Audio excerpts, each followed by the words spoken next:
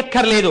ఈ గోపాల బాలుడు చేసిన పూజకి 8 తరాలు ఇంత అనుభవించగా 8వ తరంలో కృష్ణ పరమాత్మకి తండ్రిగా నందుడు పుడతాడు.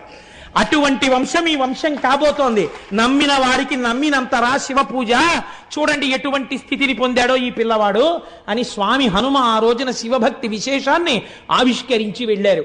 అటువంటి ఈ వార్త ఊరంతా పాకింది. గొల్ల పిల్లవాడు పూజ చేస్తే శివలింగం దేవాలయం వచ్చాయి. ఏం ఆశ్చర్యం అని. ఈ ఆశ్చర్యంతో ఈ వార్త బయట విడిది చేసినటువంటి శత్రు సైన్యాలకు వెళ్ళింది. వాళ్ళనుకున్నారు, ఇది నిజమా, మన్ని భయపెట్టడానికి ప్రచారం చేస్తున్నాడా? నిజంగా అలా ఏర్పడినదైతే మాలో కొంతమంది ప్రతిదినం లోపలికి వస్తాం, స్నేహంగా మాకు చూపించమన్నారు.